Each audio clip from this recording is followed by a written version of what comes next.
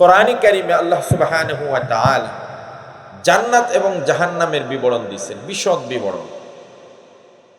এবং জান্নাত এবং জাহান্নাম পাওয়ার জন্য কোন কোন পথে চললে জান্নাত পাওয়া যায় আর কোন কোন পথে চললে জাহান্নাম পাওয়া যায় এরও বিবরণ দিয়েছে। মুকাদ্দমা বা ভূমিকাতে আমি একটা হাদিস পড়েছি, শুনবেন ভালো করে। হযরত আনাস রাদিয়াল্লাহু তাআলা আনহু থেকে হাদিসটি বর্ণিত।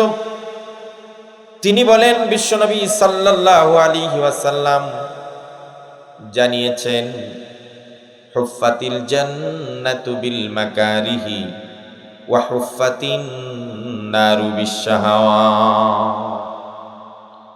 নবীজি সাল্লাল্লাহু আলাইহি সাল্লাম বললেন, জান্নাতকে আল্লাহ ঢেকে রেখেছেন বিল মাকারিহি, কষ্ট দ্বারা, বেদনা দ্বারা, কষ্ট ক্লেশে দিয়ে আল্লাহ পাক জান্নাত ঢেকে রেখেছেন। আর জাহান্নামকে আল্লাহ ঢেকে রেখেছেন আরাম আয়েশ আনন্দ উল্লাস দিয়ে।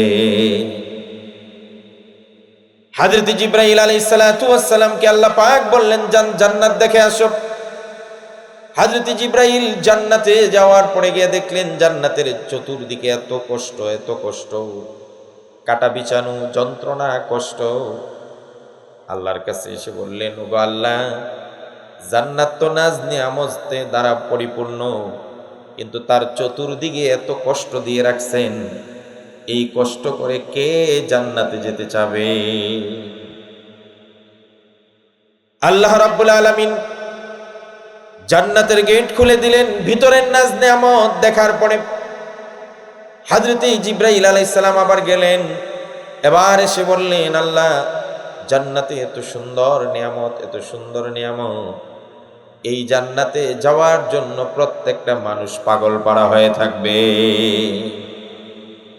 আল্লাহ পাক জাহান্নাম বানানোর পরে জিবরাইলকে বলেন, জাহান্নাম দেখে আসো। জাহান্নামে গিয়ে দেখে আগুন আর আগুন, শাস্তি আর শাস্তি, কষ্ট আর কষ্ট।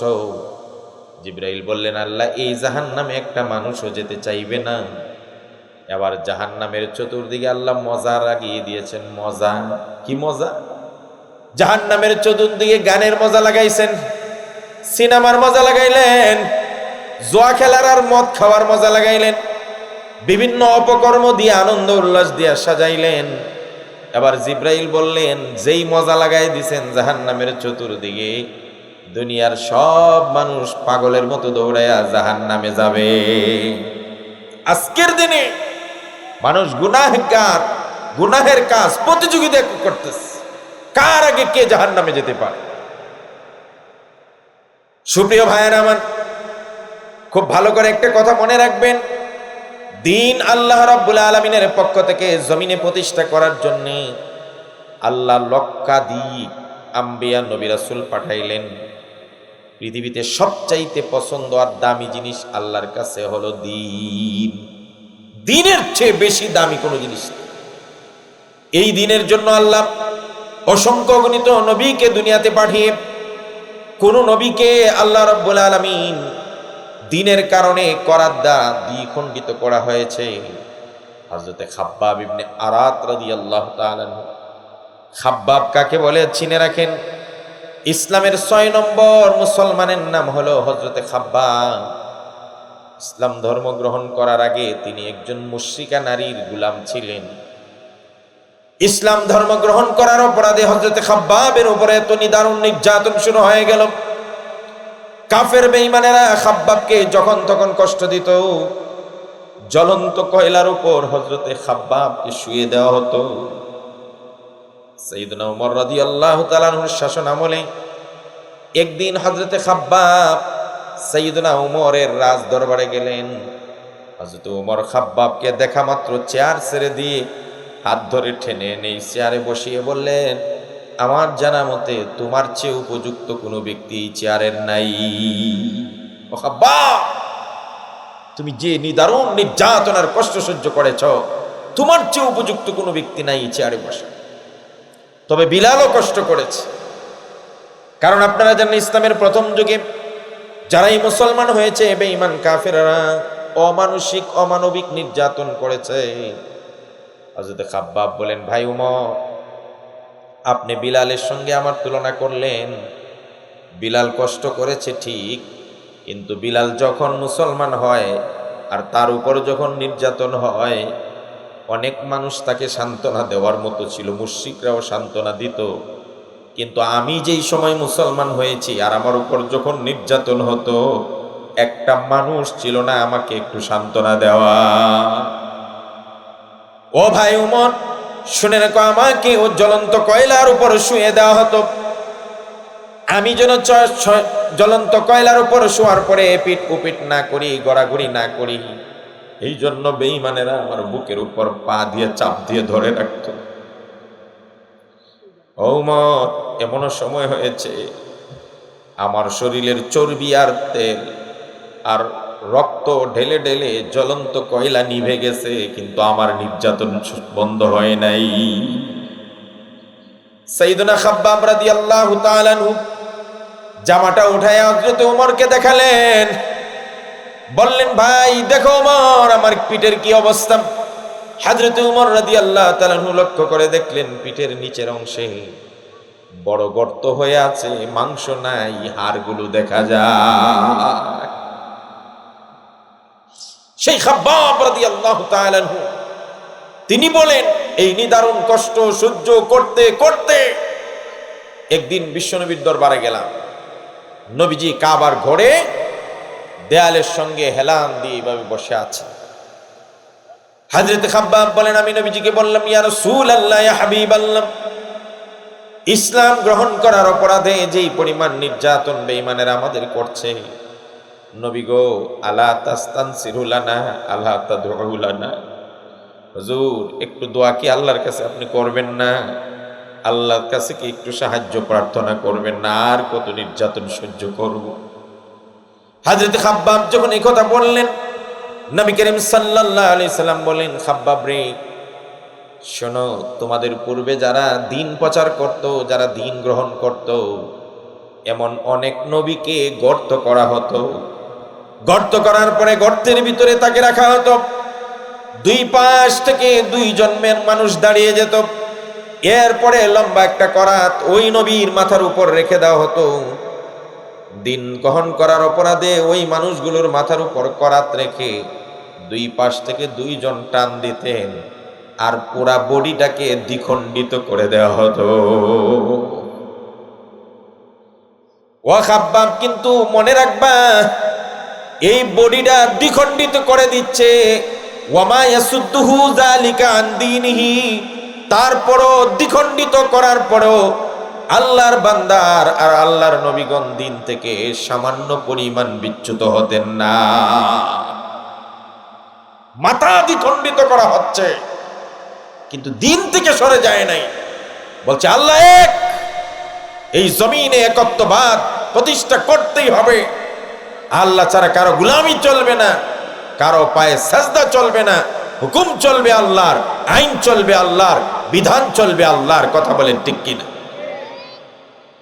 আমার নবীজি বললেন, ভাই খাব্বাব শুনো, আরো শুনো, দিন কবুল করার অপরাধে, দিন প্রচার করার অপরাধে আগেরকার জামানার নবীদেরকে, ইমানদারদেরকে আরো অন্যান্য শাস্তি কি ধরন ছিল। লোহার চিরুনি নেওয়া হতো, লোহার চিরুনি, লোহার চিরুনি দিয়ে মুখ থেকে নিয়ে নিচ পর্যন্ত আঁচড় দেওয়া হতো। পিঠের মধ্যে লোহার চিরুনি ধরে জোরে টান দেওয়া হতো। খাব্বাব রে, শুধুমাত্র দিন গ্রহণ করার অপরাধে এই মানুষগুলোর শরীর থেকে গোশত আর মাংস খসে খসে পড়ে যেত। ওয়ামা ইয়াসুদ্দুহু যালিকা আন দীনিহি, তারপরও ওই নবী আর ইমানদারেরা আল্লাহর দিন থেকে বিন্দু পরিমাণ সরে যেত না। মিয়ারা, এত সহজ জান্নাতে চলে যাওয়া? ও খাব্বাব, তুমি কি সহ্য করছো? অপেক্ষা করো, যদি আল্লাহর জমিনে আল্লাহর দিন প্রতিষ্ঠা হয়ে যায়, তুমি এর সুফল দেখবা। ইয়ামানের রাজধানী সানআ, সানআ থেকে হাজরামাউত মক্কা পর্যন্ত সুদীর্ঘ পথে একদল আরোহী ব্যবসায়ী কাফেলা তাদের নারী এবং নারীদের অলংকারে সব সজ্জিত হয়ে সুদূর পথ পাড়ি দিবে। খোদার কসম, ইসলাম প্রতিষ্ঠিত হয়ে গেলে, দিন প্রতিষ্ঠিত হয়ে গেলে একটা রমণীর উপর আক্রমণ করার কেউ দুঃসাহস করবে না, বাগে আক্রমণ করার ভয় থাকবে না, চোর ডাকাইতের ভয় থাকবে না, ইসলাম আর দিন যদি জমিনে প্রতিষ্ঠিত হয়ে যায়। ওয়ালাকিন্নাকুম তাস্তাজিলুন, কিন্তু তোমরা বড্ড তাড়াহুড়ার জাতি। তোমরা মনে করো গাছ লাগাইলাম আর ফল খাইলাম, হয়ে গেল। এর জন্য কোনো ত্যাগ, কোনো কুরবানি, দিনের জন্য, ইসলামের জন্য কোনো কুরবানির প্রয়োজন নেই। তোমরা বড্ড তাড়াহুড়ার জাতি। এই আয়াতটাই আমি পড়লাম, সূরা বাকারার 214 নম্বর আয়াত। আল্লাহ রাব্বুল আলামিন বলেন, আম হাসিবতুম আন তাদখুলুল জান্নাতা ওয়া লাম্মা ইয়াতিকুম মাসালুল লাযীনা খালাউ মিন ক্বাবলিকুম মাসাতহুমুল বা'সাউ ওয়াদ-দাররাউ ওয়া যুলজিলু হাত্তা ইয়াকুলার রাসূলু ওয়াল্লাযীনা আমানু মা'আহু মাতা নাসরুল্লাহ আলা ইন্না নাসরাল্লাহি করিব। কয়টা নিবে দিত, শ্বাসকষ্ট হচ্ছে। আল্লাহ রাব্বুল আলামিন বলছেন, ইমানদাররা ভালো করে শুনেন, ফজরের নামাজের সময় ঠান্ডা পানি দিয়ে ওযু করতে কষ্ট হয় আর মনে করছেন জান্নাতে চলে যাবেন। কি মজার জান্নাত! আল্লাহ বলেন, আম হাসিবতুম, তোমরা কি মনে করেছো, আন তাদখুলুল জান্নাহ, লাল গালিচার উপর পা দিয়ে দিয়ে জান্নাতে চলে যাবে। কত মানুষ আছে, আমরা তো মুসলমান, জান্নাতে তো যাবই, মনে হয় জান্নাত বাপের ওয়ারিস, আমি বাপ মরল আর আমি জান্নাতে চলে গেলাম। আল্লাহ বলছেন, আম হাসিবতুম, তোমরা কি মনে করো, আন তাদখুলুল জান্নাহ, জান্নাতে চলে যাবে। ওয়ালাম্মা ইয়াতিকুম মাসালুল লাযীনা খালাউ মিন ক্বাবলিকুম, পূর্বেকার নবী এবং সাহাবীদের যেই পরিমাণ ত্যাগ আর কুরবানি দিনের জন্য করেছে, এই পরিমাণ কষ্ট না করেই তোমরা জান্নাতে চলে যাবে, এমনটা আশা করা কখনো ঠিক হবে না। এত সহজ! কত মানুষ বলে নামাজ না পড়লে কি দিব, জান্নাতে তো যাবই। আরে মানুষ কি পরিমাণ ধোঁকায় আছে! আল্লাহ বলছেন, মাসাতহুমুল বা'সা ওয়াদ-দাররা ওয়া যুলজিলু, তিনটা কষ্টের কথা বলছেন। আল্লাহ রাব্বুল আলামিন বলেন, নবী এবং সাহাবীরা কি কষ্ট করেছেন? মাসাতহুমুল বা'সা, তাদের পেটে প্রচন্ড ক্ষুধা নিয়ে কষ্ট করেছে, পেটে ভাত নাই, আবার জানের উপর প্রচন্ড কষ্ট। তাবুকের যুদ্ধের কথা মনে করেন, খন্দকের যুদ্ধের কথা মনে করেন। খন্দকের যুদ্ধ যখন চলে, মক্কার কাফের বেঈমানেরা, ইহুদিরা, মদিনার ইহুদিরা, বিশ্বনবী সাল্লাল্লাহু আলাইহি ওয়াসাল্লাম আর সাহাবীরা যখন উহুদের ময়দানে সাময়িক পরাজয় হলো, সাময়িক ক্ষতিগ্রস্ত হলেন, তখন ইহুদিরা মনে করলো মুসলমানদের মনোবল ভেঙে গেছে, এবারই সময় তাদেরকে আক্রমণ করে দেওয়ার। এই ইহুদিরা মক্কার কাফের বেঈমানদের কাছে গেল, গিয়ে বলল, তোমরা যদি আমাদের সঙ্গী হও, এক্ষুনি সময় মুসলমানদেরকে পৃথিবীর বুক থেকে উঠিয়ে দেওয়ার জন্য। এই ইহুদি জাতি পৃথিবীর সবচাইতে দুষ্কর জাতি, সবচাইতে দুষ্ট জাতি।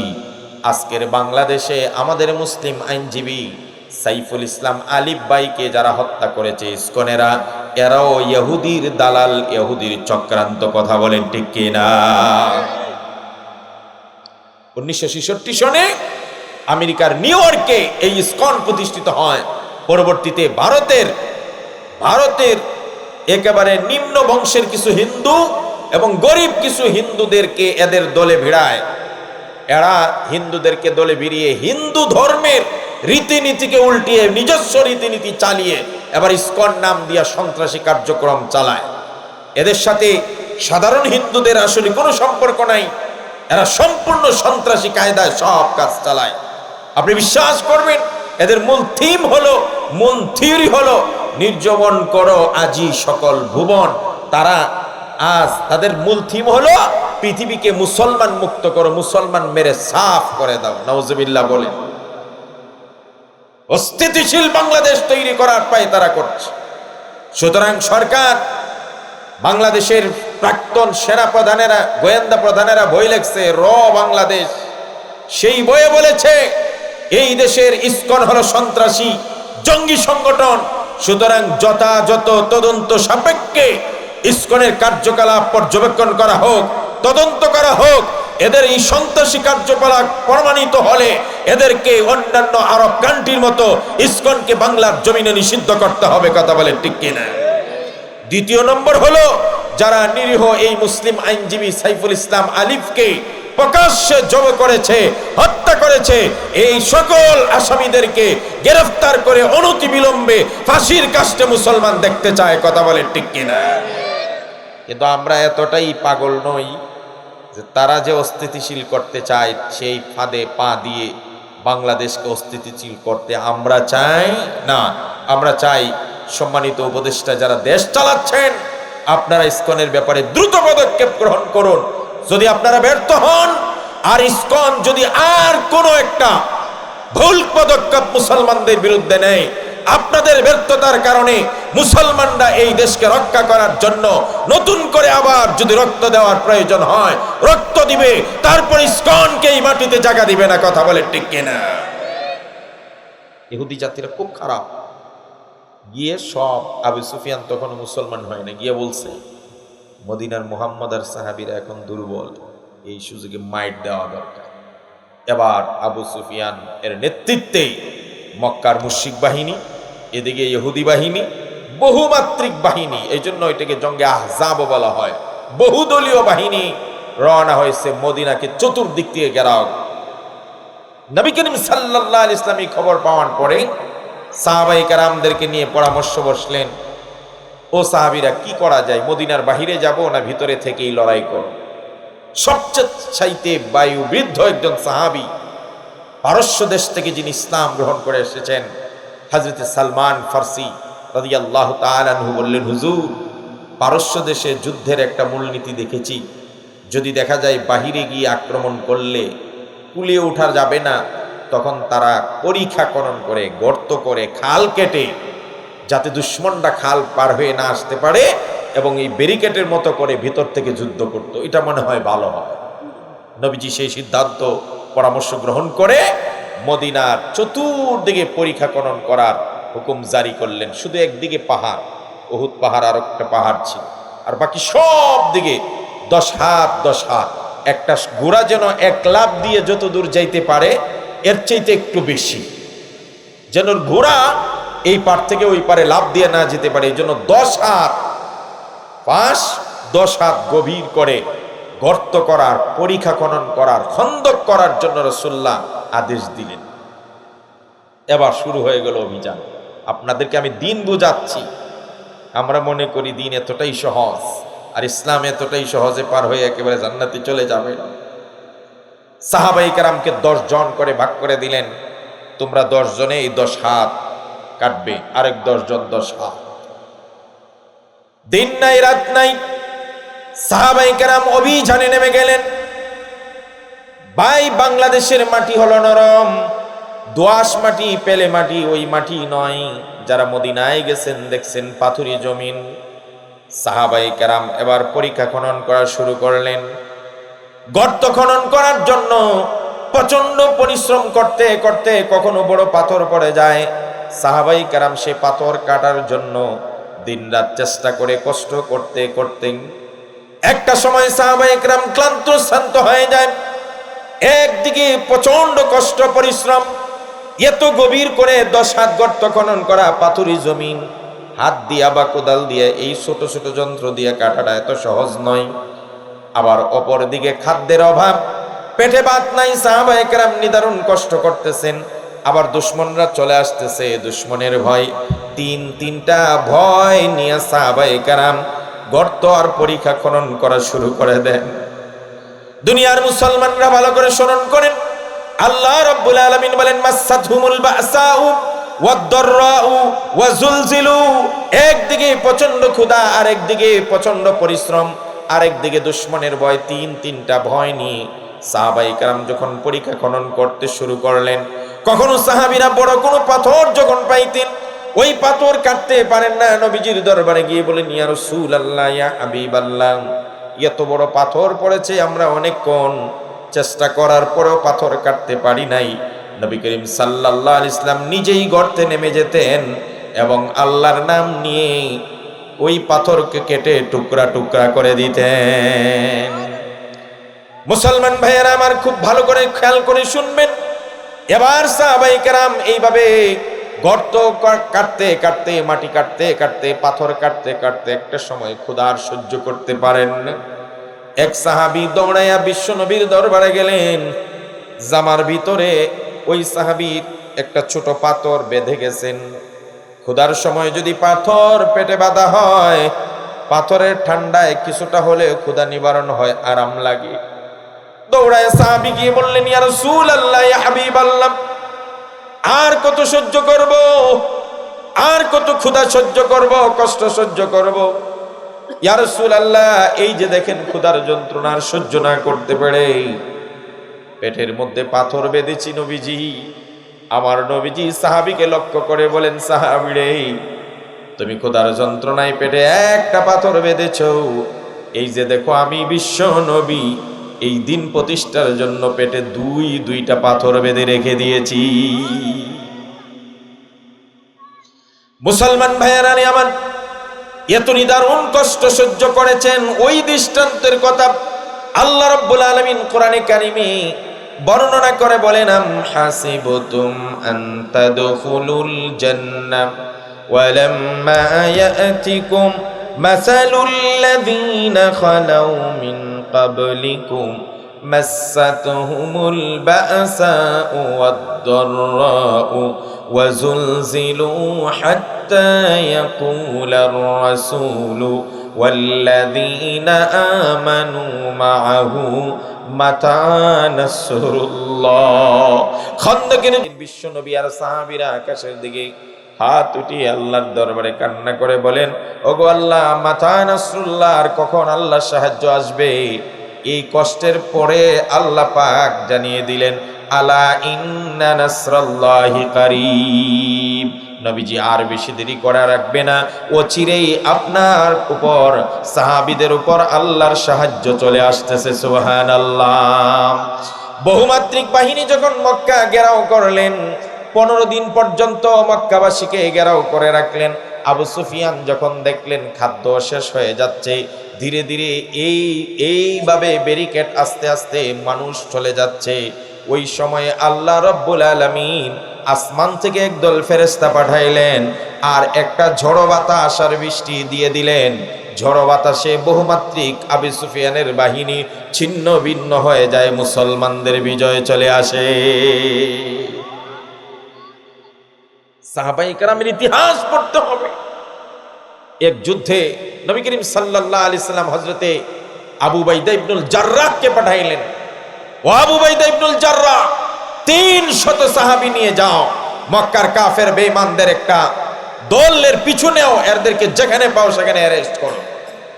হযরত আবু উবাইদা ইবনুল জাররাহর সাথে 300 সাথী, খাদ্য দিয়ে দিয়েছেন কি মাত্র এক থলে খেজুর, ধরেন 2-4 কেজি খেজুর। মানুষ কয়জন? 300 জন। 300 জন মানুষের খাবার দিয়েছেন 2-4-5 কেজি খেজুর।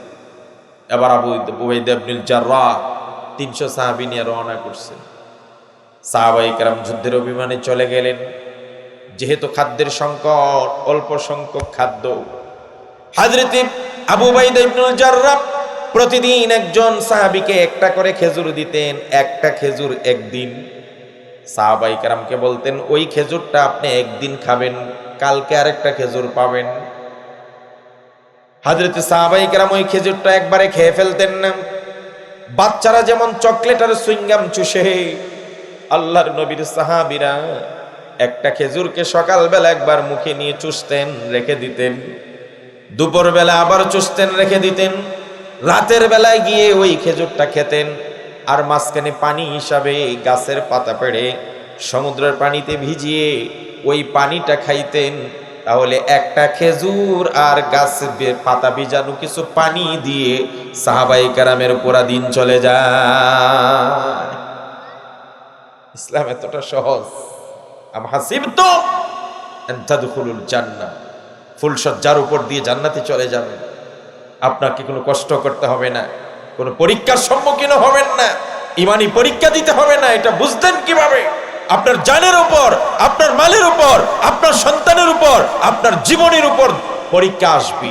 আল্লাহ রাব্বুল আলামিন কোরআনে বলেন, ওয়ালানাবলুওয়ান্নাকুম বিশাইইম মিনাল খাউফি ওয়াল জু'i ওয়া নাকসিম মিনাল আমওয়ালি ওয়াল আনফুসি ওয়াথ থামারাত ওয়া বাশশিরিস সাবিরিন। মহান আল্লাহ রাব্বুল আলামিন বলেন, হে দুনিয়ার মুসলমানেরা, অবশ্যই অবশ্যই নিশ্চয়ই তোমাদেরকে আমি আল্লাহ পরীক্ষা করব ভয় দিয়ে, কখনো পরীক্ষা করব পেটে ক্ষুধা দিয়ে, রিজিকের অভাব দিয়ে, কখনো তোমাদেরকে পরীক্ষা করব গাছের ফসল নষ্ট হয়ে যাবে, বন্যায় ধান ডুবিয়ে নিয়ে যাবে, অথবা শিলাবৃষ্টিতে তোমার আম গাছের আম নষ্ট হয়ে যাবে, অথবা তোমাদের বাচ্চা মারা যাবে, অথবা তোমরা নিজেরাই ক্ষতিগ্রস্ত হয়ে মারা যেতে পারো। এইভাবে একটার পর একটা পরীক্ষা আমি করতেই থাকবো। শেষ পর্যন্ত যারা ধৈর্য ধারণ করে দিন ইসলামের উপর অটল থাকবে, আমার আল্লাহ বলেন ওয়াবাশশিরিস সাবিরিন, ওই ধৈর্যশীলদেরকে আল্লাহর পক্ষ থেকে নবীজি সুসংবাদ জানিয়ে দেন। সাহাবায়ে কেরাম যেহেতু পাতা ভিজানো পানি খাইতেন, এই জন্য এই যুদ্ধটার আরেকটা নাম হলো জাইশুল খাবাত, পাতার যুদ্ধ। খেজুর চুষা আর পাতা ভিজানো পানি খাওয়া, আরে এটা কি সম্ভব? আজকের দিনের যারা ইসলাম করেন, মাদ্রাসাগুলোর হালত একটু তালাশ করেন। আমরাও চাইলে বড় কোম্পানিতে একটা চাকরি করতে পারতাম, 20-30 হাজার টাকা বেতন আমরাও কামাইতে পারতাম। আমরা চাইলে একটা চায়ের দোকান দিয়ে 20-30-50 হাজার টাকা রুজি করতে পারতাম। কিন্তু সবাই যদি দুনিয়ার পিছনে লেগে যায়, তা আল্লাহর দ্বীন হেফাজত করার দায়িত্ব কে নিবে? কথা বলেন না কেন? কে নিবে? এই দুনিয়াটা কি মিয়া? আমরা তো মনে করি দুনিয়াটা খেলতামাশা। আমাল হায়াতুদ দুনিয়া ইল্লা লাহবু ওয়া লাইব। আল্লাহ বলছেন এটা খেলতামাশা। হাওয়াই মিষ্টি আছে না, এত বড় মিষ্টি বানায়, হাতে নিলে পরে কি হয়? শেষ। এই দুনিয়াটা সেরকম। মনে পড়েছে, বলে ফেলি, সাইয়েদনা ঈসা আলাইহিস সালাতু ওয়াস সালাম একবার তার 2 সাথী নিয়ে 3 সাথী নিয়ে রওনা করছেন এক রাস্তা দিয়ে। আমির সাহেব হলেন ঈসা আলাইহিস সালাতু ওয়াস সালাম, সাথে আরো 3 জন সাথী। তো আমির সাহেব নসিহত করলেন, শুনো, আমার সঙ্গে যে আমরা পথ চলতেছি, রাস্তায় যদি দুনিয়ার কোনো লোভ দেখো, সাবধান, দুনিয়ার লোভে পড়বা না, না হইলে কিন্তু ধ্বংস অনিবার্য। হুজুর ঠিক আছে। এবার হযরত ঈসা আলাইহিস সালাম পথ চলা শুরু করলেন। এক জায়গায় গিয়ে দেখেন 2টা স্বর্ণের ইট পড়ে আছে। সুবহানাল্লাহ বলেন। 1-2 কেজি না, পুরা 2টা ইট স্বর্ণের। 1-2 বড়ি না। এখন যত বড় ইমানদারি হোক, লোভ আছে না নেই? কথা কয় না কেন? আর লোভ তো আছে। ঈসা আলাইহিস সালাম কিন্তু আগেই বলছেন দুনিয়ার লোভে পড়া যাবে না, তাহলে ধ্বংস হয়ে যাবে। এখন ঈসা আলাইহিস সালাম যখন দেখলেন স্বর্ণের 2 ইট, সাথীরা সাবধান। এখন সাথীরা উম্মতেরা কয়, একজন আরেকজনে কয়, বেটা যতই হুজুরে বলুক, কিন্তু এই লোভ সামলানো যায়? ইট রাখা যাওয়া যায়?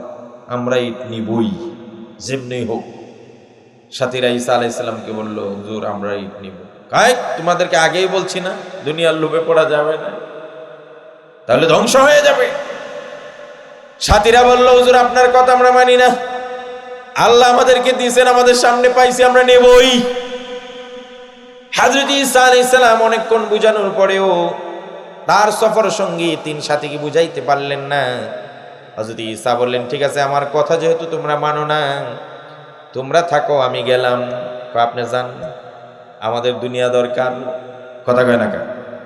আমাকে হুজুর আরে অনেকে কয় না, হুজুর আপনারা এগুলা বুঝবেন না, ফ্যাক্টরির মাল কেমনে বাইর করতে হয়, কেমনে সাদা নিতে হয়, কেমনে ঝুট বাইর করতে হয়, কেমনে দুনিয়া কামাই করতে হয়। আপনারা যান, মসজিদে থাকেন, আছে না নাই?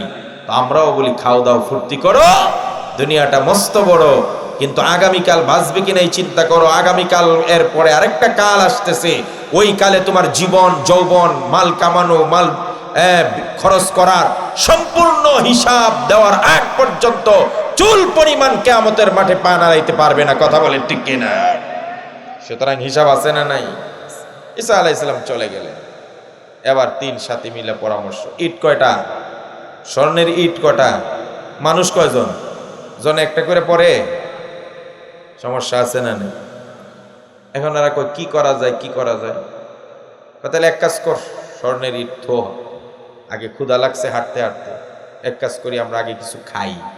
তো পকেট থেকে কিছু টাকা বাইর কইরা একজনকে বাজারে পাঠাইছে, তুমি কিছু খাবার নিয়ে আসো, খাওয়া দাওয়া করে ঠান্ডা মাথায় কেমনে ভাগ করা যায় সমান ভাগে আমরা তিনজনই সেটা করব। তো দুইজনে মিললে একজনকে কোথায় পাঠাইছে? বাজারে। বাজারে যে গেছে এরে শয়তানে এসে কুমন্ত্রণা দিতেছে। কি শয়তান? মিস্টার শয়তান বলল, তুমি যে এখানে আসছো খাবার নেওয়ার জন্যে, তোমরা তো মানুষ 3 জন, ইট তো 2টা, তাহলে ভাঙতে হবে।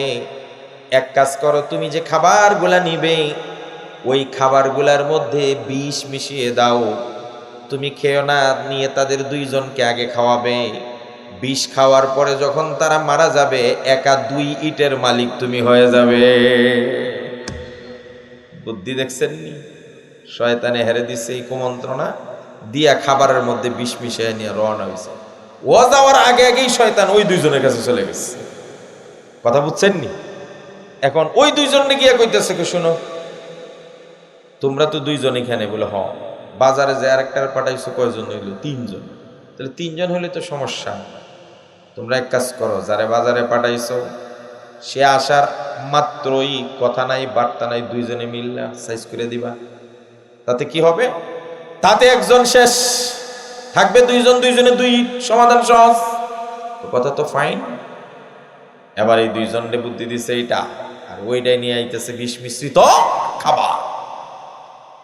এবার ওই লোকটা বিষ মিশ্রিত খাবার নিয়ে আসা মাত্রই এই 2 জনে এই লোকটাকে ধরে উত্তম মাধ্যম দিয়ে একবারে লাশ বানায় মেরে ফেলছে, শেষ। এবার রইছে কয়জন? এই 2 জনে এবার কয়, দোস্ত এখন তো আমরা 2 জন, হিসাব সহজ, 2 জনে 2 ইট নেব, মাঝখান থেকে খাদ্যটা পড়ে থাকবে, কেন লখায় নেই আগে। খাবারের মধ্যে কি আছে?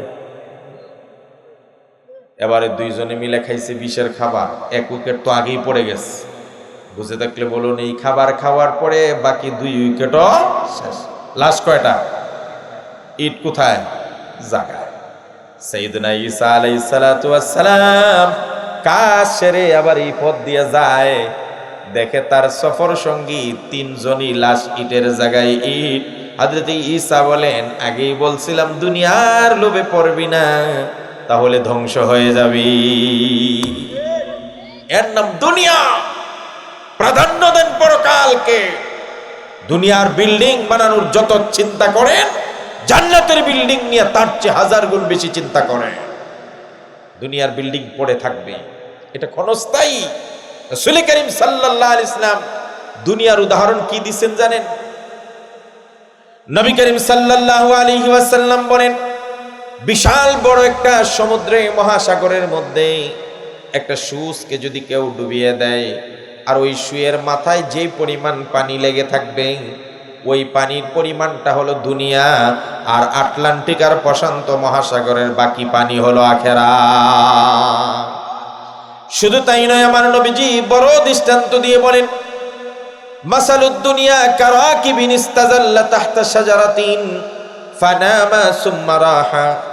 আল্লাহর নবী বলেন, ও আমার উম্মতেরা, দুনিয়ার দৃষ্টান্ত হলো একটা মানুষ মাইলকে মাইল, মাসের পর মাস রাস্তা ছুটছে, মাঝখানে গিয়া হাঁটতে হাঁটতে ক্লান্ত হয়ে একটা গাছের তলায় বসে গেছে রেস্ট নেওয়ার জন্যে, বিশ্রাম নেওয়ার জন্যে।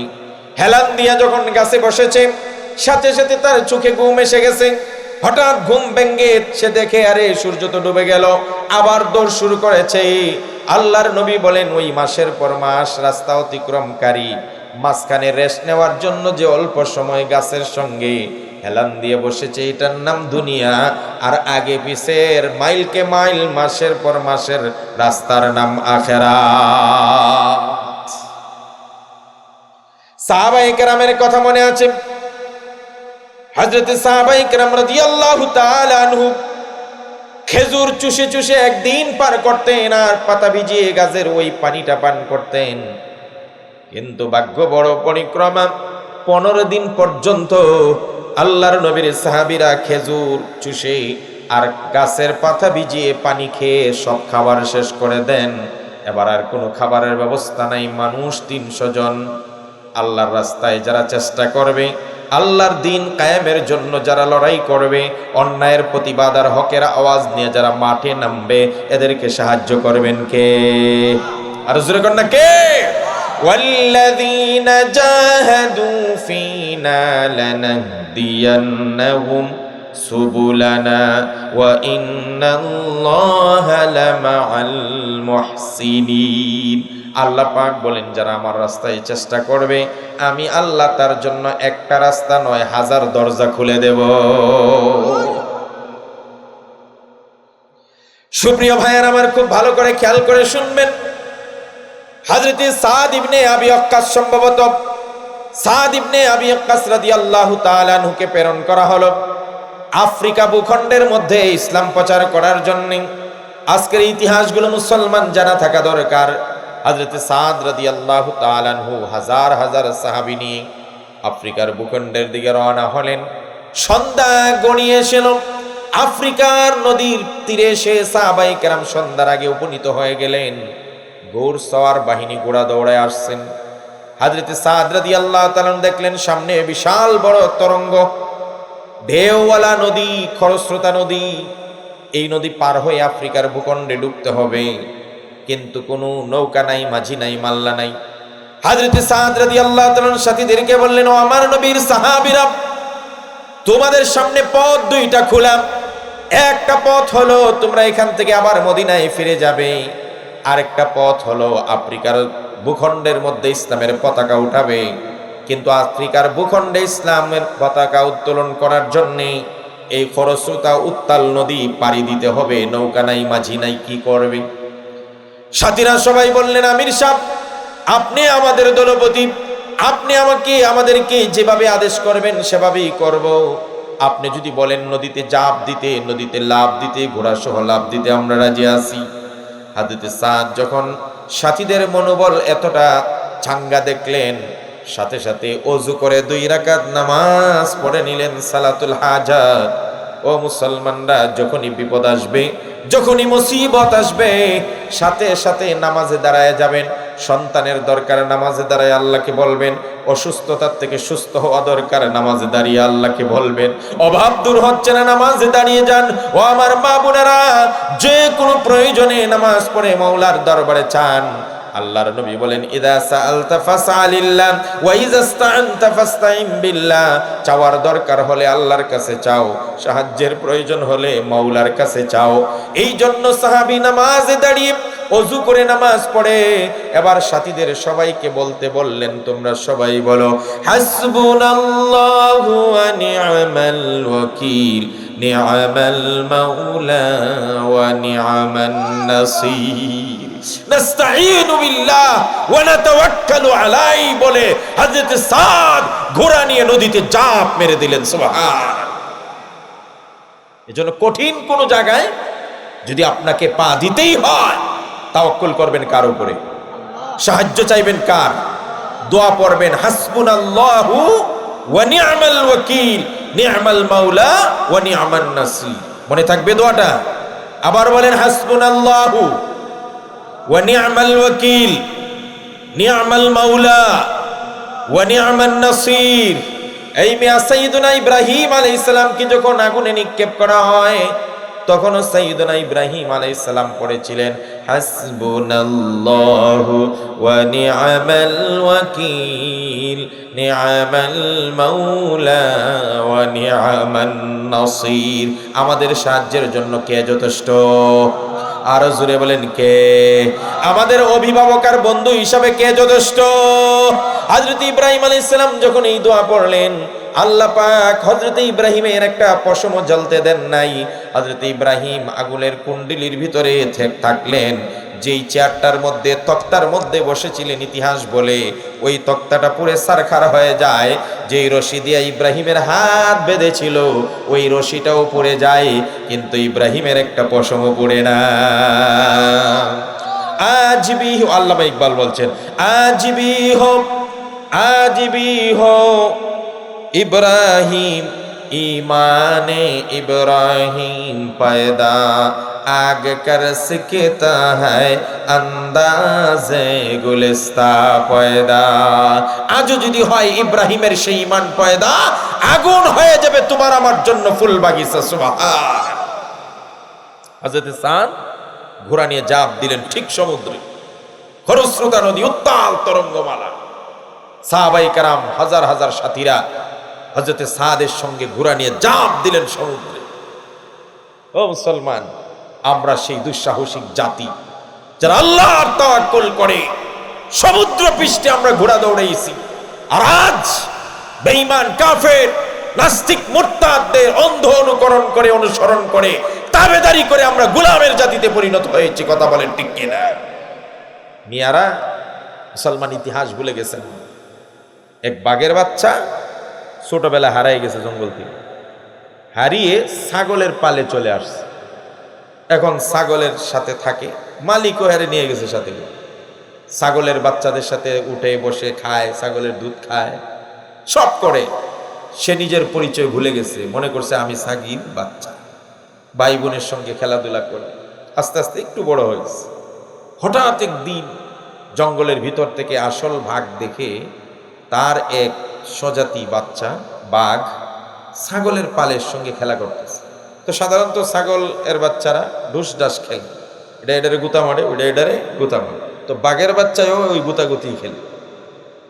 তো বাঘে দেখে বলল, আইলো রে কলির কাল, আর ছাগলে চাচে বাঘের গাল। যে কোন জমানা আসলো, আমাকে স্বজাতি বাঘকে ছাগলের বাচ্চারা ঢুস মারে, গুতা মারে। ওরা ইশারা দিছে, এদিকে আয়। গেছে, কি তোরে যে ওরা ঢুস মারে, গুতা মারে, তোর কি খারাপ লাগে না? খারাপ লাগবে কে? এগুলো তো আমার বাঘের ভাই বোন, আমরা খেলা করতেছি।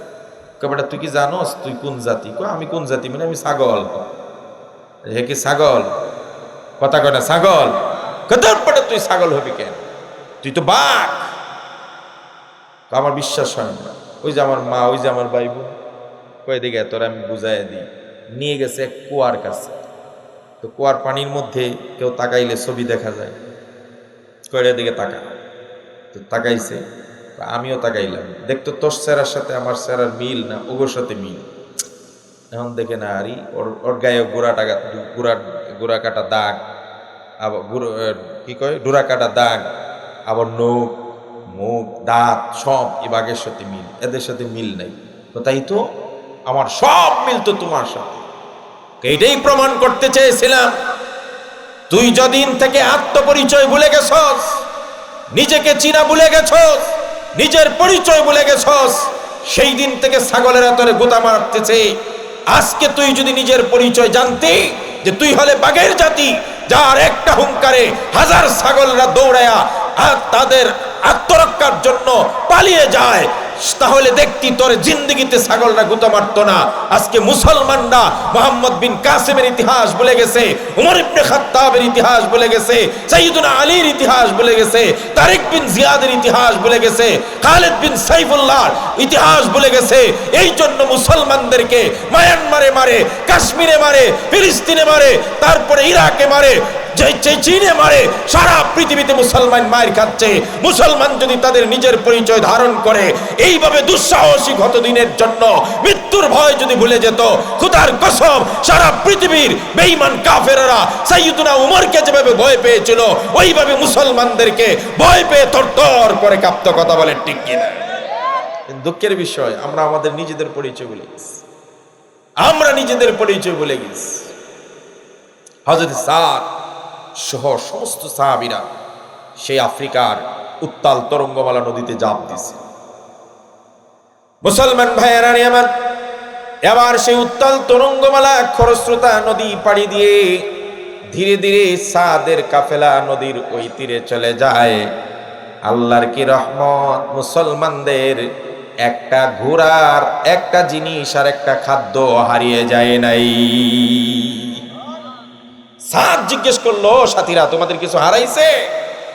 সাথীরা বলল, না আমাদের কিছু হারিয়ে যায় নাই। তবে এক সাথী বলল, আমাদের একটা পানি পান করার একটা পাত্র, গ্লাস বা মগ আমার হারায় গেছে। একজনে বলছে। হযরত সাদ বলল, মুজাহিদ ভাইরা ও নবীর সাহাবীরা, তোমরা আল্লাহর রাস্তায় মুজাহিদ, আল্লাহর রাস্তার মুজাহিদদেরকে আল্লাহ বিপাকে ফেলতে পারেন না। আল্লাহ নিজেই ওয়াদা করেছেন, যারা আমার রাস্তায় চেষ্টা করবে আমি 1000 দরজা খুলে দিব।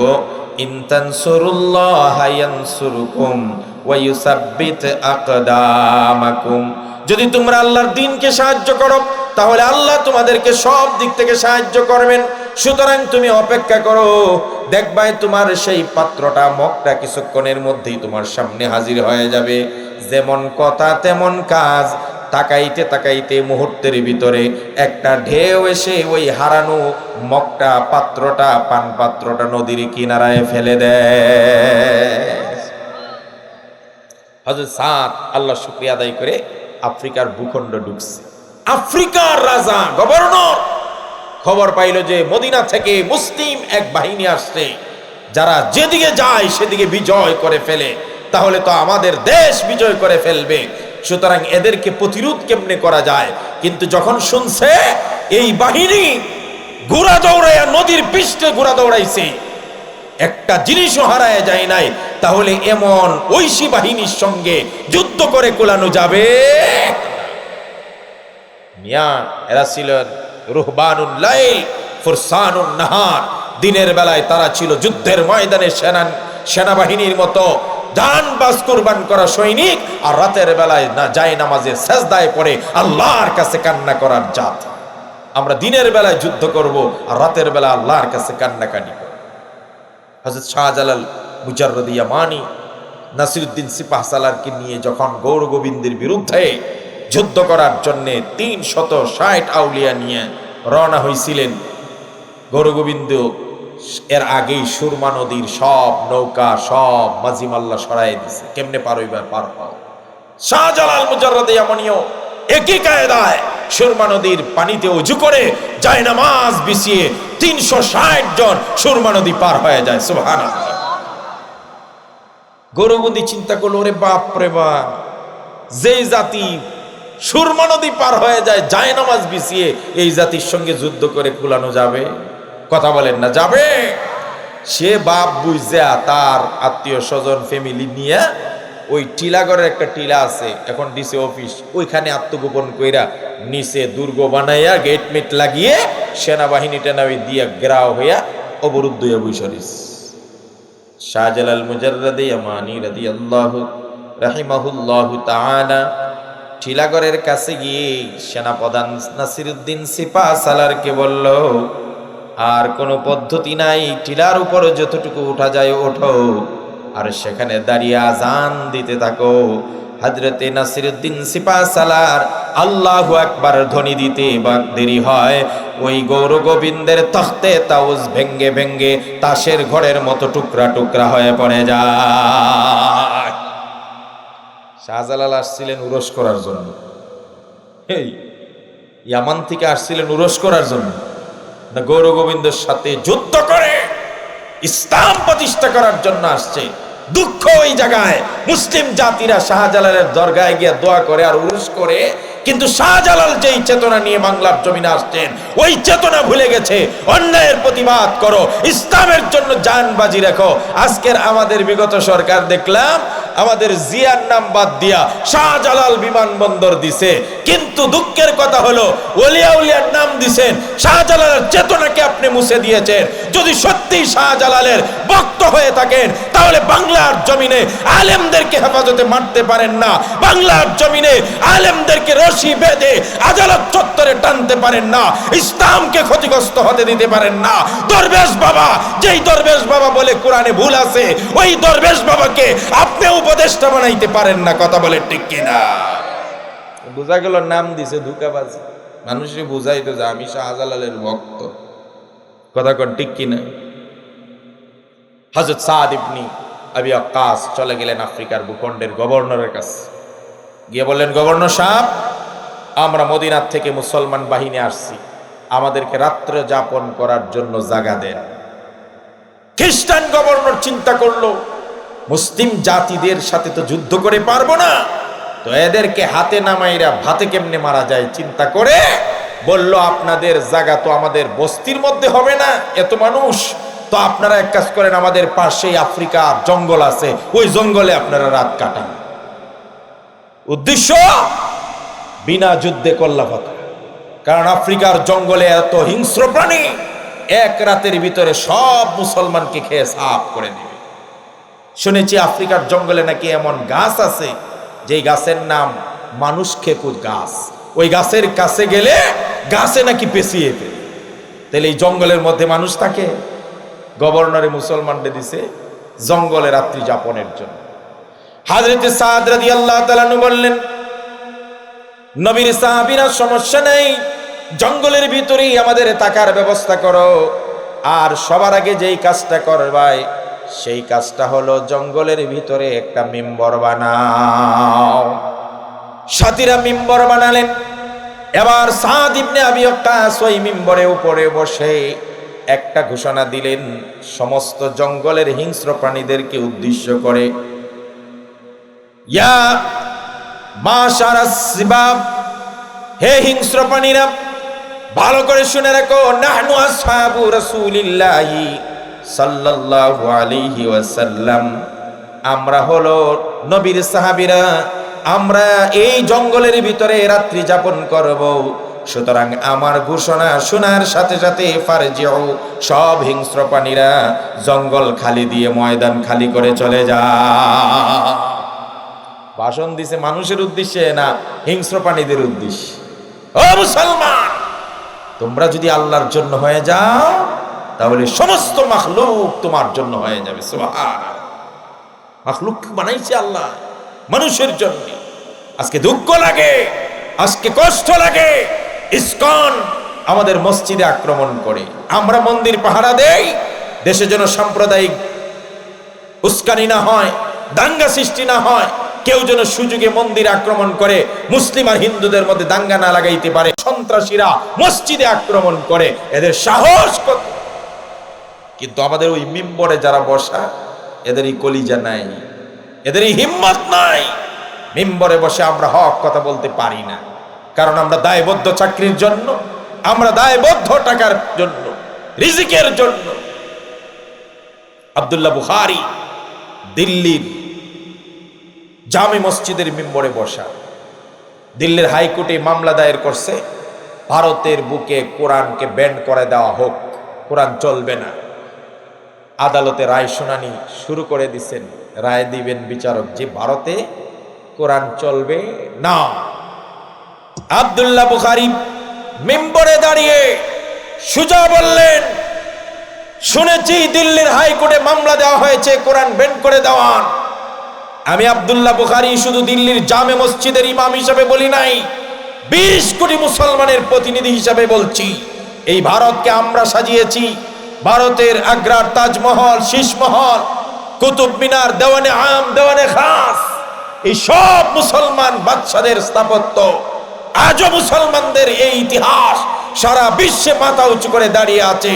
ভারতের রন্ধ্রে রন্ধ্রে পরতে পরতে মুসলমানদের চিহ্ন লাগা আছে, মুসলমানদের স্থাপত্য আছে। যদি এই ভারতের বুকে আজকে কোরআন ব্যান করে দেওয়ার কোনো রায় যদি কোনো বিচারক দেখানোর দুঃসাহস দেখায়, ওই বিচারকের জিহ্বা টেনে পায়ে পিষ্ট করে ছেড়ে দেব। আব্দুল্লাহ বুখারী এই বক্তব্য দেওয়ার পরে সেই মামলা খারিজ হয়ে যায়। আজকে আমরা আমাদের সোনালী ইতিহাস ভুলে গেছি। আমরা মনে করছি আমরা বিড়ালের জাতি, আমরার কাজই হইল মায়ের খাওয়া, আমরার কাজই হইল লাঞ্ছিত হওয়া, বঞ্চিত হওয়া। দেখিয়ে দিয়েছে আফগানিস্তানের মুসলমানরা, যাদেরকে দীর্ঘদিন পশ্চিমারা সন্ত্রাসী বলেছে, জঙ্গি বলেছে। আর এদের দেখা দেখি আমার দেশের পত্রিকার মিডিয়াও কইতো আফগানিস্তানের সন্ত্রাস, জঙ্গি জঙ্গি। একটা সময় আফগানিস্তানের নামই নেওয়া যাইত না। আর এখন সেই আমেরিকা বাধ্য হয়ে আত্মসমর্পণ করে তাদের কাছে ক্ষমতা হস্তান্তর করতে বাধ্য হয়। কথা বলেন ঠিক কিনা? আফগানিস্তানের মুসলমান সেই ইতিহাস দেখিয়েছে। হযরতে সাদ রাদিয়াল্লাহু তাআলা আনহু যখন এই ঘোষণা করলেন, হে হিংস্র প্রাণীরা, আমার এই আহ্বানের পরে একটা হিংস্র প্রাণীও যেন জঙ্গলের মধ্যে না থাকে, মুসলমানদের যেন কোনো সমস্যা তৈরি না হয়।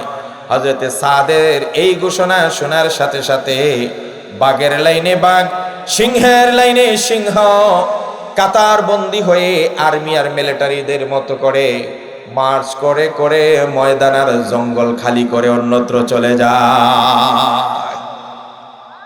ও দুনিয়ার মুসলমানেরা, এই জন্য বলছিলাম 15 দিন পর্যন্ত খেজুর আর পানি খাওয়ার পরে যখন সব শেষ হয়ে যায়, হঠাৎ করে হযরতে আবু উবাইদা ইবনুল জাররাহ দেখেন নদীর তীরে বিশাল বড় একটা বালুর টিলা দেখা যায়। কাছে গেছেন, কাছে গিয়া দেখেন এটা বালুর টিলা না, এটা মস্ত বড় একটা তিমি মাছ, যেই মাছের নাম হাদিসে এসেছে আম্বার। আম্বার মাছ। শুটকি আপনারা খান তো? কথা কয় না। শুটকি খান না? শুটকি খাওয়া জায়েজ না না জায়েজ? কথা কয় না, সাহস নাই, কর না। খালি জায়েজ না, আজকে আমি বলে গেলাম শুটকি খাওয়া সুন্নত। শুটকি খাওয়া কি? কথা কয় না। শুটকি খাওয়া সুন্নত। সাহাবায়ে কেরাম 307 খাদ্য শেষ, বড় একটা আম্বার মাছ পাইছে। আম্বার মাছ, সামুদ্রিক বড় মাছ। মাছটা কত বড়? রাবী বর্ণনা করেন মাছটা এত বড় ছিল, মাছটার চোখ যখন খোলা হয়, হযরতে আবু উবাইদা ইবনুল জাররাহ আমাদের 13 জন সাথীকে মাছের একটা চোখের গর্তের ভিতরে ঢুকিয়ে দেয়। আমরা 13 জনের জায়গা হইছে মাছের একটা চোখে। সুবহানাল্লাহ বলবেন না? মাছটা কত বড় ছিল? বর্ণনাকারী বলেন মাছের পাজরের একটা হাড়কে তিনি উঠিয়ে হাড়টাকে এইভাবে দাঁড় করাইছেন, সাথীদের মধ্যে যার উটটা সবচাইতে লম্বা আর যেই আরোহীটা সবচাইতে বড়, তাকে ওই উটের উপর উঠাইয়া বলছে এই বাঁকা হাড়ের নিচ দিয়ে যাও, অনায়াসে সে যাতায়াত করে, হাড়ের মধ্যে লাগে নাই। কেউ মাছটা ছুটোই? কথা কয় না কা? কত বড় মাছ! বর্ণনাকারী বলেন হযরতে আবু উবাইদা ইবনুল জাররাহকে বললাম আমরা কি মাছ খাবো? তিনি প্রথমে ভাবছিলেন যে এটা খাবো কিনা, মরা মাছ। পরক্ষণে বললেন আল্লাহ পাক জিহাদের ময়দানে আমাদেরকে পাঠাইছেন, নিশ্চয়ই এর মধ্যে খাওয়ার ইঙ্গিত আছে, খাও তোমরা। 1 মাস পর্যন্ত 300 সাথী এ আম্বার মাছ খাইছে। সুবহানাল্লাহ কয় না? কতদিন খাইছে? 1 মাস 300 সাথী। খাওয়ার পরে যখন মদিনায় ফিরে আসছেন, কিছু গোশত নিয়ে এসে সাথে করে। এই গোশতগুলো নিয়ে আসার পরে এবার 1 মাস তো 300 সাথী খাইলেন আম্বার মাছ। বিশ্বনবী সাল্লাল্লাহু আলাইহি সাল্লামের কাছে জিজ্ঞেস করলেন, ইয়া রাসূলুল্লাহ, ইয়া হাবিবাল্লাহ, হুজুর আমাদের 15 দিনের খেজুর শেষ হয়ে যায়, খাদ্যের অভাব দেখা দেয়, শেষ পর্যন্ত আল্লাহর পক্ষ থেকে একটা মাছ আসছে, এটা আমরা খাইছি, এই মাছটা খাওয়া জায়েজ না না জায়েজ? নবীজি বললেন হুয়া রিজকুন আখরাজাকুমুল্লাহু লাকুম। আল্লাহর নবী বলেন এটা তোমাদের জন্য আল্লাহর পক্ষ থেকে রিজিক হিসাবে পাঠানো হয়েছে। শুধু এই কথা বলেন নাই, নবীজি বললেন ফাহাল মাআকুম মিন শাই ফাতুতঈমুনা। ও আমার সাহাবীরা, ওই মাছের কিছু অংশ কি তোমাদের কাছে আছে? যদি থাকে আমাকে দাও, আমিও খাবো। সুবহানাল্লাহ কয় না? সাহাবীরা বলেন আরসালনা ইলা রাসূলিল্লাহ মিনহু, নবীজির কাছে কিছু আমরা দিলাম, ফাআকালাহু, নবীজি সেই অংশ খাইলে। বুঝে থাকলে বলুন তো, 1 মাস পর্যন্ত যেই মাছ খাইছে, 1 মাস পর্যন্ত এটা মাছই থাকে। একটা মাছ 1 মাস পর্যন্ত, তখন কি ফ্রিজ ছিল নাকি? তাহলে 1 মাস এটা শুটকি হয় নাই? কথা কয় না কা? তাহলে নবীজিরে যখন এনে দিছেন তখন কি এটা মাছ রয়েছে না শুটকি হয়ে গেছে? তাহলে এই জন্য তো একটু আগে আমি বলছি শুটকি খাওয়া। সুবহানাল্লাহ কয় নাকি? এইগুলো দিনের ইতিহাস।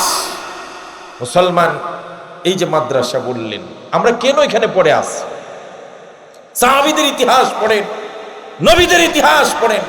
আল্লাহ বারবার বলছেন আম হাসিবতুম আন তাদখুলুল জান্নাহ ওয়ালাম্মা ইয়াতিকুম মাসালুল লাযিনা খালাউ মিন ক্বাবলিকুম মাসাতহুমুল বাসা ওয়াদ দাররা। এক একটা কষ্টের পর কষ্ট আসে।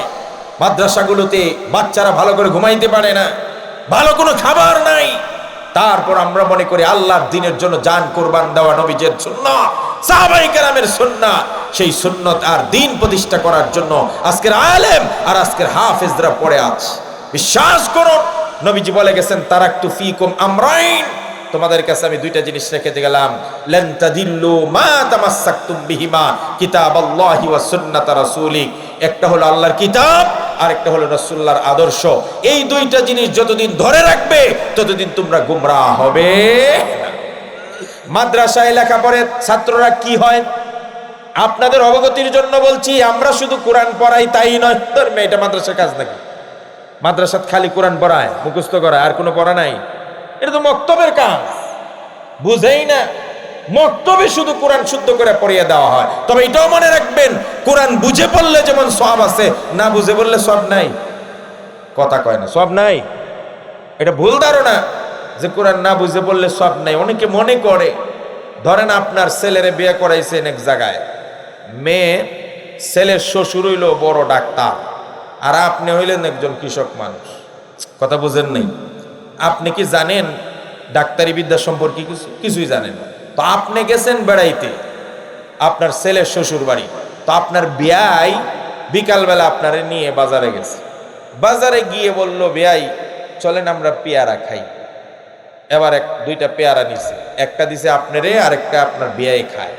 তো বিয়াই তো ডাক্তার মানুষ, ভালো জিনিস খাবে, তেলের জিনিস অন্য জিনিস বাজারে ভাজা জিনিস খায় না, এই জন্য পেয়ারা লইছে, প্রাকৃতিক জিনিস। তো বিয়াই যে পেয়ারা খায়, পেয়ারার মধ্যে কি পরিমাণ ভিটামিন আছে এটা আপনি না জানলেও বিয়াই জানে না? জানে না? কথা কয় না? জানে কি না? কারণ সে নিজে ডাক্তার মানুষ। তাহলে সে জানে, এই জন্য পেয়ারা খাওয়ার পরে পেয়ারার যেই পরিমাণ ভিটামিন, সেই ভিটামিন তার শরীরে কাজ করবে। কিন্তু আপনি যে খাইতেছেন, আপনি কি জানেন? তা আপনি যে খাইছেন আপনার শরীরে কি ভিটামিনে কাজ করবে? কথা কয় না? আপনি তো জানেন না এটা কি পরিমাণ ভিটামিন, তো কাজ করবে? ডাক্তার বাবু জেনে পেয়ারা খাইছে, যাই না খাইলে যেই পরিমাণ ভিটামিন পেটে ঢুকবে, আপনি কৃষক মানুষ না যাই না খাইলো এই পরিমাণ ভিটামিন পেটে ঢুকবে। কোরআন যারা বুঝতে পড়ে তারা যেমন সওয়াব পাবে, যারা না বুঝতে পড়ে তারাও সওয়াব পাবে। নবীজি বলছেন, মান কারাল কোরআনা হারফান মিন কিতাবিল্লাহ, যেই ব্যক্তি আল্লাহর কোরআন থেকে একটা অক্ষর তেলাওয়াতের উদ্দেশ্য পড়বেন, ফালাহু হাসানা, তাকে হাসানা দেওয়া হবে। ওয়াল হাসানাতু আলা আশরাতি আমসালিহা, আল্লাহর নবী বলেন একটা হাসানা মানে 10 গুণ বাড়ায়া সওয়াব দেওয়া বিআশরাতি আমসালিহা। একটা অক্ষর পড়লে কয়টা নেকি? নবীজি বলেন, লাম আকুল আলিফ লাম মিম হারফুন বাল আলিফুন হারফুন ওয়া লামুন হারফুন ওয়া মিমুন হারফুন। আমি এই কথা বলি নাই যে আলিফ লাম তিনটাই মিলে একটা অক্ষর, বরং আলিফ লাম মিম যদি একসাথে কেউ পড়ে, আলিফ একটা অক্ষর, লাম একটা অক্ষর, মিম একটা অক্ষর, তার মানে আলিফ লাম পড়লে 3 10 30টা সওয়াব পাবে। এইভাবে নবীজি ভেঙ্গে ভেঙ্গে বলছেন। সুতরাং কোরআন না বুঝে পড়লেও সওয়াব হয়, বুঝে পড়লেও সওয়াব হয়। তবে কোরআন আসছে আমাদেরকে বুঝে তা থেকে বাস্তব জীবনে আমল করার জন্য। আমরা মাদ্রাসায় যাদেরকে হাফেজ বানাই, পরবর্তীতে এরাই আবার আলেম হয়। কথা বলেন ঠিক কি না? মাদ্রাসায় হাফেজ আর আলেম হয়, আর এই হাফেজ আর আলেমের মাধ্যমে গোটা জাতির ঈমান আকীদা সংরক্ষিত হয়। বিশ্বাস করুন মুসলমান, যেদিন আলেম থাকবে না, আজকে যদি মাদ্রাসাগুলো বন্ধ হয়ে যায়, আগামী 100 বছরের মধ্যে আর কোনো আলেম হাফেজ জগতে আসবে না। তো 100 বছর পরে যদি কোনো আলেম না থাকে, মসজিদে জুমার নামাজ পড়াইব কেডা? মরলে পরে জানাজা দিবে কে? কথা কয় না কা? তখন কুকুর বিড়ালের মতো টেনে হেসড়ে খালে বিলে নিয়ে ফেলে দিবে, জানাজা পড়ার জন্য লোক পাওয়া যাবে?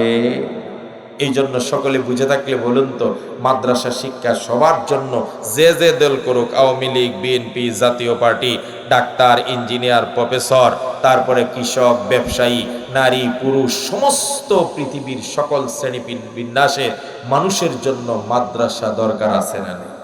কারণ মাদ্রাসায় 2টা জিনিস সংরক্ষণ হয়, একটা হলো আল্লাহর কোরআন, আর একটা হলো নবীর হাদিস বা নবীর আদর্শ, নবীর শিক্ষা। এই নবীর শিক্ষা আর আখলাক মাদ্রাসার হুজুরদের মধ্যে 100% পাওয়া যায়। ইনশাআল্লাহ আমরা চেষ্টা করি আল্লাহর নবীর যাবতীয় সুন্নত রক্তে ধারণ করা, শরীরে ধারণ করার জন্য। মুসলমান ভাইরা, আমি যে কথাটা সংক্ষেপে বুঝাইতে চাইছিলাম, আল্লাহর দ্বীনের জন্য আপনাকে কষ্ট, মেহনত, মুজাহাদা করতে হবে। কারণ দ্বীন বড় আল্লাহর পছন্দের জিনিস। এই দ্বীনের কারণে আল্লাহ সব ত্যাগ করতে পারেন। আজকের এই দ্বীনকে আমরা এতটা বেহাল দশায় পড়ছি। আজকে তো এখানে কয়েকজন মানুষ, আমি আসার সময় অনেক জায়গায় দেখি চার স্টলে মুরব্বীরা বসে বসে হা করে 26 ইঞ্চি টিভির দিকে হা করে তাকায় আছে না? একটা চার স্টলে 500 টাকার জিনিস নাই, ওইলে 20,000 টাকার টিভি আছে। আর এখানে অধিকাংশ দর্শক হলো মুরব্বী। কারণ যুবকরা এই বাজারে বৈশা ছবি দেখা টিভি দেখার সময় নেই, এদের হাতে হাতে সিনেমা আছে না নেই? কথা কয় না, আছে না নাই? এখন এই টিভিগুলা দেখে কে? মুরব্বীরা। অথচ বয়স হয়ে গেছে অনেক। ও মুরব্বীরা, আপনাকে আমি বলছি, আসুন, বয়স শেষ দিকে হয়েছে, এখন পুঁজি সংগ্রহ করুন। নবী করিম সাল্লাল্লাহু আলাইহি ওয়াসাল্লাম শেষ বয়সে বেশি বেশি পড়তেন সুবহানাল্লাহ, আলহামদুলিল্লাহ, লা ইলাহা ইল্লাল্লাহ, আল্লাহু আকবার। এইজন্য দেখবেন সূরা নাসর আল্লাহ পাক বলছেন, ইযা জাআ নাসরুল্লাহি ওয়াল ফাতহু ওয়া রাআইতান নাসা ইয়াদখুলুনা ফি দীনিল্লাহি আফওয়াজা। এ রাসূল, দিন যখন বিজয় হয়ে যাবে, দলে দলে মানুষ ঢুকবে, তখন তো পৃথিবীতে আপনাকে আর থাকার দরকার নাই। শেষ বয়সে আপনি কি করবেন? ফাসাব্বিহ বিহামদি রাব্বিকা ওয়াস্তাগফিরহু। আপনি বেশি করে সুবহানাল্লাহ, আলহামদুলিল্লাহ, আল্লাহু আকবার, লা ইলাহা ইল্লাল্লাহ আর আস্তাগফিরুল্লাহ ওয়া আতুবু ইলাইহি পড়তে থাকেন। নবীজি নিজে বলেন, ওয়াল্লাহি ইন্নী লা আস্তাগফিরুল্লাহ ওয়া আতুবু ইলাইহি ফিল ইয়াউমি আকতারা মিন ৭০ মাররা। খোদার কসম, আমি দৈনিক ৭০ বার আল্লাহর কাছে তওবা ইস্তেগফার করতাম। সুবহানাল্লাহ বলবেন। আপনি মুরব্বি কয়বার তওবা ইস্তেগফার করেন? আজকের থেকে বেশি বেশি তওবা করবেন। নামাজ শেষ হওয়ার পরে আস্তাগফিরুল্লাহ, আস্তাগফিরুল্লাহ, আস্তাগফিরুল্লাহ ৩ বার পড়বেন প্রত্যেক ফরজ নামাজে। পারবেন তো ইনশাআল্লাহ? আর মাদ্রাসা, যেহেতু আপনাদের এই এলাকার মাদ্রাসা, আলহামদুলিল্লাহ, একটা মাদ্রাসা এলাকায় থাকা মানি গোটা এলাকাটাকে আলোকিত করা। একটা হাদিসের বর্ণনায় পেয়েছি, আল্লাহ পাক জিবরাইল আলাইহিস সালামকে মাঝে মাঝে পাঠান ওই এলাকার পাপাচারের কারণে গোটা এলাকা ধ্বংস করে দাও। হযরত জিবরাইল এসে দেখেন শেষ রজনীতে কিছু মানুষ উঠে উঠে নামাজ পড়ছে, তেলাওয়াত করছে আর আল্লাহর কাছে মাফ চাইতেছে। জিবরাইল গিয়ে বলেন, আল্লাহ, ওই এলাকার কিছু মানুষ শেষ রজনীতে উঠে আপনার তেলাওয়াত করতেছে, কোরআন ইস্তেগফার আর দোয়া করতেছে, নামাজ পড়তেছে। আল্লাহ কয়, যাও জিবরাইল, ওই শেষ রজনীর উঠনেওয়ালা মানুষগুলোর খাতিরে গোটা এলাকার আযাব মাফ করে দিন। বুঝে থাকলে বলুন তো, বাংলাদেশের কোন প্রতিষ্ঠানে শেষ রাতে উঠে ইবাদত বন্দেগী বা ক্লাস আছে? মাদ্রাসা, স্কুল, কলেজ, ভার্সিটি, রাজনীতি, অফিস, ক্লাব, টাব, যাইকন, ব্যবসা প্রতিষ্ঠান, কোথায় শেষ রাতে ওঠার নিয়ম আছে? একমাত্র সরকারি মাদ্রাসায় নাই। একমাত্র নিয়ম এই ধরনের এতিমখানা বা হাফিজি মাদ্রাসাগুলা শেষ রজনীতে উঠে বাচ্চাগুলা নামাজ পড়ে, তেলাওয়াত করে, ইস্তিগফার করে। আল্লাহ সুবহানাহু ওয়া তাআলা এই হাফিজে কোরআনদের উসিলায়, শেষ রজনীতে উঠনেওয়ালা বাচ্চাদের উসিলায় গোটা এলাকার আযাব গজব থেকে আপনাদেরকে হেফাজত করছেন। সুতরাং এই মাদ্রাসাগুলাকে টাকা দিয়ে, অর্থ দিয়ে, সময় দিয়ে, শ্রম দিয়ে, বুদ্ধি দিয়ে, পরামর্শ দিয়ে, ভালোবাসা দিয়ে কাছে থাকা এবং পাশে থাকা প্রত্যেকটা মুসলমান নরনারীর উপর ঈমানি দায়িত্ব। কথা বলেন ঠিক কিনা?